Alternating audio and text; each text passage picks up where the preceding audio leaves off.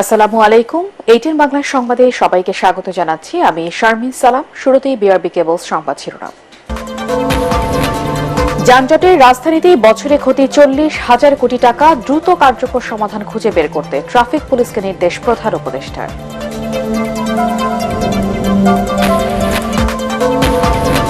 বিএনপির স্থায়ী কমিটির বৈঠকে তারেক রহমান, সংবিধান সংশোধন কিংবা পুনর্লিখনের সিদ্ধান্ত নেবে নতুন সংসদ, বললেন মির্জা ফখরুল।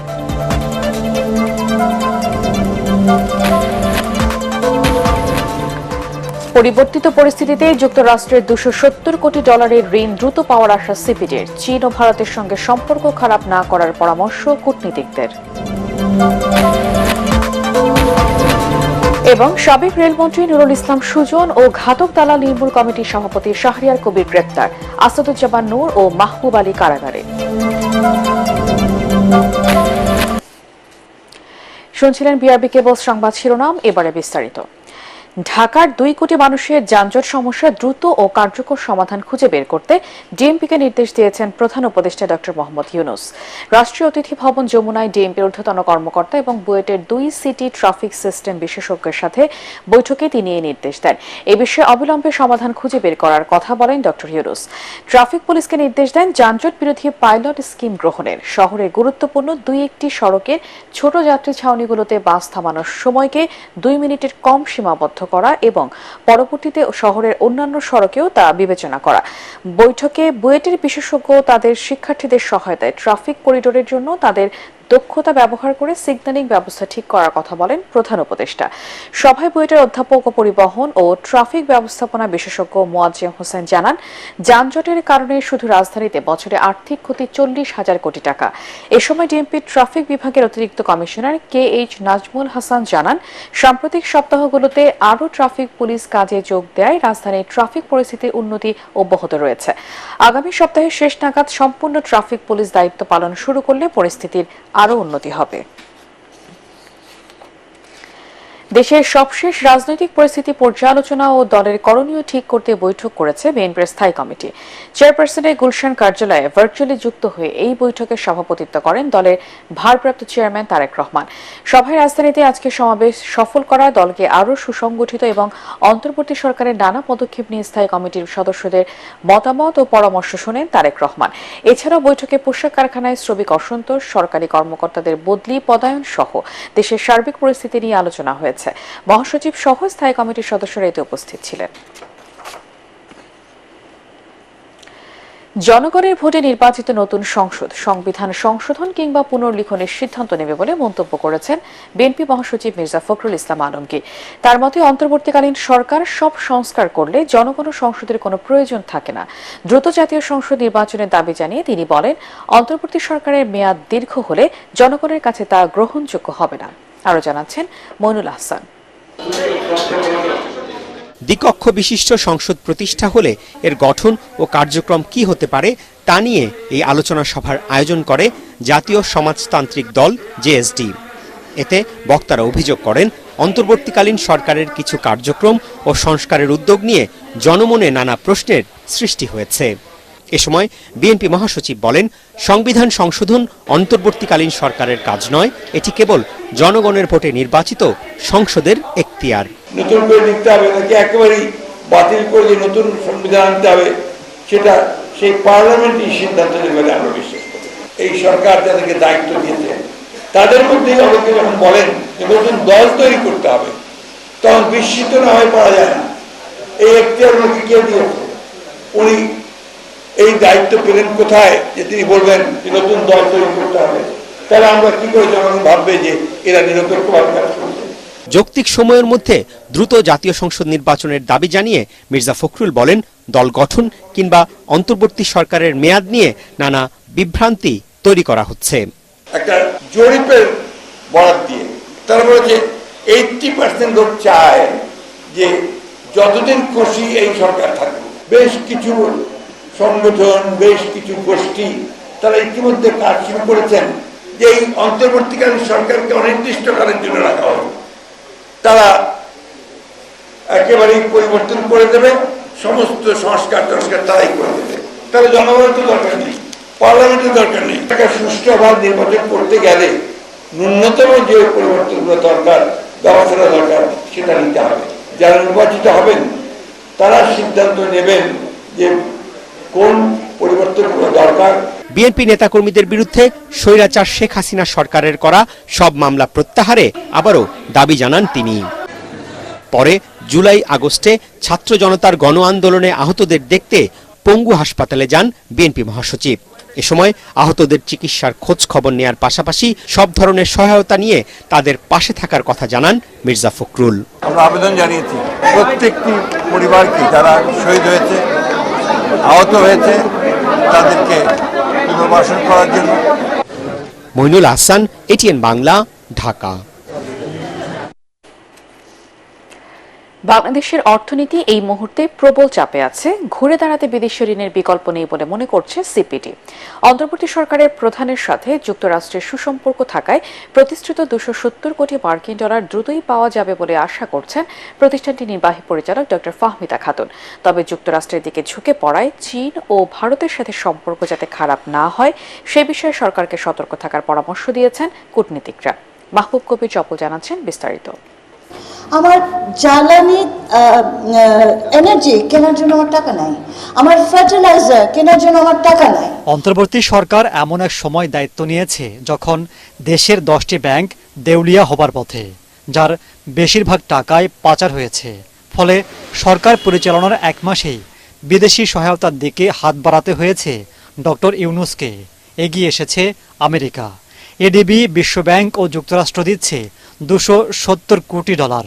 আগের বিদেশি ঋণ 11 লাখ কোটি টাকার বেশি। ঋণের চাপ বাড়লেও অর্থনীতিকে চাঙ্গা করতে এর বিকল্প নেই বলে মনে করছেন গবেষকরা। বাংলাদেশের অর্থনীতি ঝুঁকির মধ্যে না, চাপের মধ্যে রয়েছে। সুতরাং প্রচুর অর্থের প্রয়োজন রয়েছে এবং যেই অর্থগুলো আসছে বিভিন্ন আন্তর্জাতিক উন্নয়ন সহযোগীদের কাছ থেকে, সেগুলো আমাদের জন্য এখন খুবই দরকার। পৃথিবীতে আরও বহু দেশ আছে আরও বেশি ঋণ নিচ্ছে, কিন্তু দেখা যায় যে তারা অনেকেই এই ঋণ ব্যবস্থাপনাটা সঠিকভাবে করতে পারে না বলে কিন্তু ঋণের জালে জর্জরিত হয়ে যায়। যারাই আমাদের অংশীদার, চীন আমার ইম্পোর্ট পয়েন্ট অফ ভিউ থেকে 1 নম্বর সোর্স, ভারত আমার 2 নম্বর সোর্স, আমরা আবার এক্সপোর্ট দিক থেকে ইউরোপিয়ান ইউনিয়ন আমার 1 নম্বর সোর্স, মার্কিন যুক্তরাষ্ট্র 2 নম্বর সোর্স, জাপান আমার একটা অংশীদার, দ্বিপাক্ষিক ডেভেলপমেন্ট পার্টনার। কাজে এই সবার সাথে আমার সম্পর্ক একটা ভারসাম্যমূলক সম্পর্ক বজায় রেখে চলতে হবে আমার প্রয়োজনের নিরিখে। বাংলাদেশে আমেরিকার প্রভাব বিস্তার নিয়ে চলছে সন্দেহ গুঞ্জন। দেশটি সেন্ট মার্টিনে সামরিক ঘাঁটি গড়ছে এমন আলোচনাও আছে। ভারতের গণমাধ্যম যুক্তরাষ্ট্রের সহযোগিতাকে ভালো চোখে দেখছে না। এর প্রভাব চীনের সাথেও পড়ার আশঙ্কা করা হচ্ছে। এ অবস্থায় কৌশলী হবার পরামর্শ দিচ্ছেন বিশ্লেষকরা। গত 3টা নির্বাচনে 3 কোটি নতুন ভোটার তৈরি হয়েছিল। এই 3 কোটি নতুন ভোটাররাই কিন্তু আজকে 18 থেকে 30 বছরের তরুণরা, তারা কিন্তু ভোট দিতে পারে এবং পারেনি কেন, সেটার পেছনে কিন্তু সরাসরি আওয়ামী লীগ সরকার, তার পেছনে সমর্থক কিন্তু ছিল ভারত। তো কাজেই ভারতের নীতির কারণেই তো তারা এখন এমন একটা জায়গায় নিয়ে গেছে যেখানে তরুণ প্রজন্ম ভারতকে ইতিবাচকভাবে দেখবার কোনো সুযোগ তারা রাখেনি। সেন্ট মার্টিনস দ্বীপ বা এটা নিয়ে আলাপ আলোচনা হচ্ছে।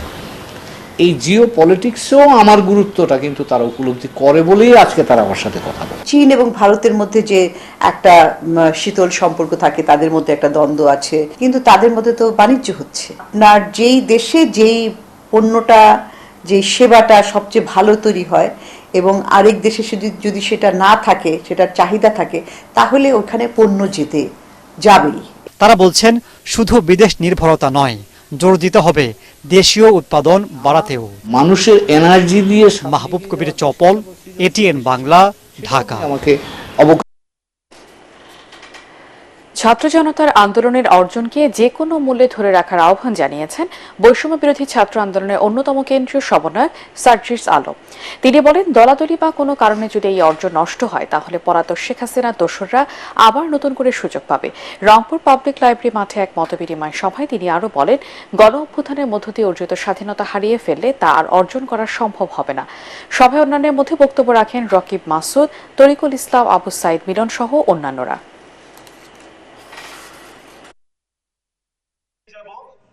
যে নির্মম নির্যাতন নিপীড়ন গুলো দেখে 16 বছর পরে এই ছাত্র জনতার অভ্যুত্থান ঘটিয়েছে, অভ্যুত্থান হয়েছে। আপনাদের কাছে বিনীত অনুরোধ, দয়া করে ঐক্যবদ্ধ থাকুন এবং এই কাজগুলো থেকে শিক্ষা নিয়ে এই কাজগুলো থেকে বিরত থাকুন। না হলে ওই শেখ হাসিনার যে অবস্থা হয়েছে, সালমানের প্রমাণের যে অবস্থা হয়েছে, হারুনের যে অবস্থা হয়েছে, আজ না হোক 10 বছর পরে হোক, 16 বছর পরে হোক, যারা এই বিষয়গুলোতে এখনো ধারণ করবে তাদেরও ওই একই অবস্থা হবে। গত 3 জাতীয় সংসদ নির্বাচনে জাতীয় পার্টিকে অংশ নিতে বাধ্য করা হয়েছে বলে দাবি করেছেন দলটির চেয়ারম্যান জিএম কাদের। দলের বনানী কার্যালয় ঈদে মিলাদুন্নবীর আলোচনা ও দোয়া মাহফিলে তিনি বলেন, বড় রাজনৈতিক দলগুলো বিভিন্ন সময় জাতীয় পার্টির উপর নির্যাতন চালালেও জনগণের পাশে থাকার চেষ্টা করেছে দলটি। জাতীয় পার্টি নিয়ে মিথ্যা অপবাদ দেওয়া হচ্ছে এমন অভিযোগ করে তিনি আরো বলেন, কোটা সংস্কার আন্দোলনের শুরু থেকেই তারা ছাত্র জনতার প্রতি সমর্থন জানিয়ে আসছে। এই আন্দোলনে রংপুরে পার্টির অনেক নেতাকর্মী আহত নিহত হয়েছে। জাপা চেয়ারম্যান বলেন, বৈষম্যের বিরুদ্ধে সবসময় সোচ্চার থেকেছে তার দল। আমরা সবসময় নির্যাতিত হয়েছে, অন্যায়ভাবে আমাদেরকে অনেক কিছু করানো হয়েছে, যেটা হয়তো আমরা করতে চাইনি। তারপরে আমাদেরকে বিভিন্নভাবে দোষারোপ করা হচ্ছে, অপবাদ দেওয়ার চেষ্টা করা হচ্ছে। নির্বাচন হয়েছে 3টি অনিয়মের নির্বাচন, 2014, 2018 এবং 2024। আমাদেরকে ভাগ করে একটা ব্ল্যাকমেইলিং করা হয়েছিল 2014-এর পর থেকেই।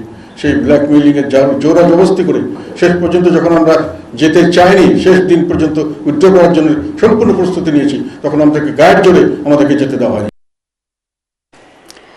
সাবেক রেলমন্ত্রী নুরুল ইসলাম সুজনকে গ্রেফতার করা হয়েছে। মঙ্গলবার সন্ধ্যায় রাজধানী শ্যামলী এলাকার বাংলাদেশ স্পেশালাইজড হাসপাতাল থেকে তাকে গ্রেফতার করা হয়। তিনি অসুস্থ হওয়ায় হাসপাতালের একটি কক্ষে পুলিশি হেফাজতে আছেন। ৭১-এর ঘাতক দালাল নির্মূল কমিটির উপদেষ্টা মণ্ডলীর সভাপতি শাহরিয়ার কবিকে আটক করেছে তেজগাঁও থানা পুলিশ। সোমবার রাতে রাজধানীর মহাখালীর বাসা থেকে তাকে আটক করা হয়। আজ তাকে আদালতে তোলা হতে পারে। শাহরিয়ার কবির 5 আগস্ট যাত্রাবাড়ির কুতুবখালীতে শিক্ষার্থী ইমরান হোসেনের মৃত্যুর ঘটনায় হত্যা মামলার আসামি।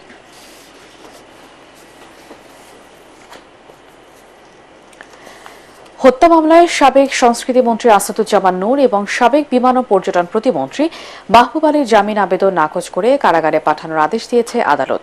রাজধানীর মিরপুরে হোটেল কর্মচারী সিয়াম সর্দারকে গুলি করে হত্যার ঘটনায় দায়ের করা পৃথক মামলা এই আদেশ দেন ঢাকার সিএমএম কোর্ট। মামলার তদন্ত শেষ না হওয়া পর্যন্ত তাদেরকে কারাগারে আটক রাখার আবেদন করেন তদন্তকারী কর্মকর্তা। বিস্তারিত আপিল মাহমুদের রিপোর্টে। মিরপুর থানার সিএম হত্যা মামলায় গ্রেপ্তারকৃত সাবেক মন্ত্রী আসাদুজ্জামান নূর এবং সাবেক প্রতিমন্ত্রী মাহবুব আলীকে ডিবি কার্যালয় থেকে সোমবার বিকেল 3টার দিকে সিএমএম আদালতে হাজির করা হয়। এ সময় তদন্ত শেষ না হওয়া পর্যন্ত আসামিদের কারাগারে আটক রাখার আবেদন করেন মামলার তদন্ত কর্মকর্তা। আসামিদের আইনজীবীরা তাদের জামিনের আবেদন করলে রাষ্ট্রপক্ষ এর বিরোধিতা করেন। উভয় পক্ষের শুনানি শেষে আদালত তাদের জামিনের আবেদন নামঞ্জুর করে কারাগারে পাঠানোর আদেশ দেন। প্রাথমিক তদন্তে এই হত্যার সঙ্গে এবং অপরাধমূলক ষড়যন্ত্রের সঙ্গে এই আসাদুজ্জামান নূরের সহযোগিতা এবং সংশ্লিষ্টতা পাওয়ার কারণে তাকে প্রাথমিক জিজ্ঞাসাবাদ করে বিজ্ঞ আদালতে উপস্থাপন করা হয় এবং প্রতিমন্ত্রী মাহবুব আলী তাকে এই হত্যা মামলার সঙ্গে আজকে তদন্তকারী কর্মকর্তা আদালতে উপস্থাপিত করে। আমরা চাই ন্যায় বিচার হোক, কোনো অবিচার না হোক, কিন্তু কোনো একটা ভালো মানুষ তারা যাতে আইনের অপব্যবহারের শিকার না হয়। আমরাও চাই যে এই মামলাগুলোর সঠিক বিচার হোক এবং অপরাধীর শাস্তি পাক। কিন্তু এইভাবে যদি মব জাস্টিস হয় তাহলে আইন ও ন্যায় বিচার বিঘ্ন ঘটবে। আমরা বিজ্ঞ আদালতকে এটাই সাবমিট করেছি এবং পরবর্তীতে নামঞ্জুর হয়। মামলার অভিযোগে বলা হয় 18 জুলাই রাত 11টার দিকে মিরপুর 10-এ আবু তালেব স্কুলের সামনে আওয়ামী লীগ সহ তাদের অঙ্গ সংগঠনের নেতাকর্মীরা সাবেক স্বরাষ্ট্রমন্ত্রী আসাদুজ্জামান খান কামালের নির্দেশে গুলি চালায়। এ সময় হোটেলের কাজ শেষে বাসায় ফিরছিলেন হোটেল কর্মচারী সিয়াম সর্দার। তখন গুলিবিদ্ধ হয়ে মারা যান তিনি। এ মামলায় 8 নম্বর আসামি করা হয় আসাদুজ্জামান নূরকে। আর মাহবুব আলীও এ ঘটনার সঙ্গে জড়িত বলে উল্লেখ করা হয়। রাজধানীর বেইলি রোডের বাসা থেকে রোববার রাতে গ্রেপ্তার করা হয় আওয়ামী লীগ থেকে 5 বার সংসদ সদস্য নির্বাচিত আসাদুজ্জামান নূরকে। আর সেগুনবাগিচা থেকে সাবেক বিমান প্রতিমন্ত্রী মাহবুব আলীকে গ্রেপ্তার করে গোয়েন্দা police. Apple Mahmud, ATN Bangla, Dhaka. ভারতে যাওয়ার পথে আটক সাংবাদিক মোজাম্মেল বাবু ও শ্যামল দত্তকে ডিবি কার্যালয়ে নেওয়া হয়েছে। সোমবার রাত 11টার দিকে পুলিশ ও সেনাবাহিনীর কড়া পাহারায় তাদের ময়মনসিংহ থেকে ডিবি কার্যালয়ে আনা হয়। আজ তাদের আদালতে তোলা হতে পারে, তবে কোন মামলায় তাদের আটক দেখানো হবে তা এখনো জানা যায়নি। রোববার ময়মনসিংহের ধোবাউড়া সীমান্ত এলাকা থেকে তাদের আটক করা হয়। সুন্দর দেশ গঠনে আলিম উলামাদের প্রথমে ঐক্যবদ্ধ হতে হবে বলে জানিয়েছেন ইসলামী আন্দোলন বাংলাদেশের সিনিয়র নায়েবে আমির মুফতি সৈয়দ মোহাম্মদ ফয়জুল করিম। রাজধানী উত্তরায় আদর্শ সমাজ ও রাষ্ট্র গঠনে রাসূল সাল্লাল্লাহু আলাইহি ওয়াসাল্লামের ভূমিকা ও আমাদের করণীয় নিয়ে আয়োজিত সেমিনারে তিনি কথা বলেন। অধিকার আদায়ে জনগণকে রাজনৈতিকভাবে সচেতন ও দলবদ্ধ হবার আহ্বান জানান তিনি। এ সময় কওমি সনদে যথাযথ মর্যাদা দেওয়ার মাধ্যমে সকল বৈষম্য দূর করার কথা বলেন বক্তারা। এই দলের মাধ্যমে মনে করেন ইসলাম হুকুমত হতে পারে এমন এক দলের সাথে যাদের আকীদা ঠিক, বুক এবং কাজ ঠিক, বলেও যা পরেও তা, 30 বছর আগেও যা আজও তা, প্রতিদিন এরকম নড়াচড়া করে না, প্রতিদিন পরিবর্তন করে না, ক্ষমতার জন্য কারোর কাছে দৌড়াদৌড়ি করে না, নীতি আদর্শ পরিবর্তন করে না কোনো লোভের সামনে। এরকম একটা দল ইসলামী আন্দোলন বুঝি না। যাকে পান, যেই দল পান, আপনার ঐক্য হন, আপনি এক জায়গায় ঢুকেন। এবারে পার্টেক্স খেলার খবর।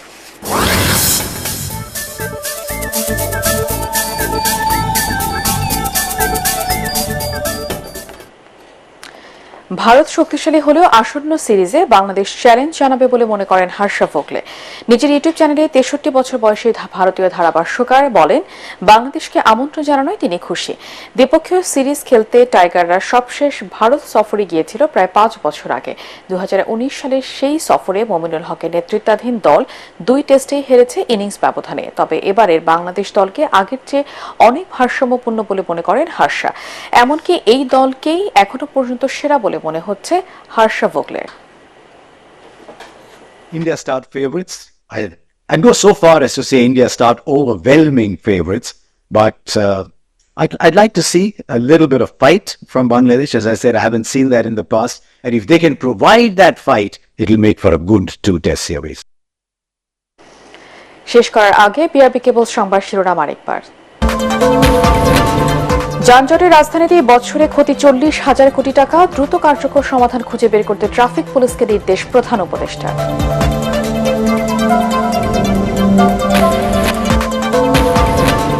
বিএনপির স্থায়ী কমিটির বৈঠকে তারেক রহমান, সংবিধান সংশোধন কিংবা পুনর্লিখনের সিদ্ধান্ত নেবে নতুন সংসদ বললেন মির্জা ফখরুল।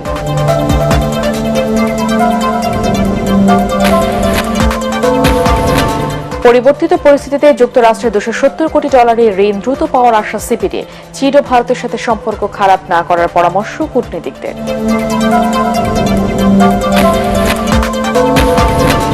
এবং সাবেক রেলমন্ত্রী নুরুল ইসলাম সুজন ও ঘাতক দালাল নির্মূল কমিটির সভাপতি শাহরিয়ার কবির গ্রেপ্তার, আসাদুজ্জামান নূর ও মাহবুব আলী কারাগারে।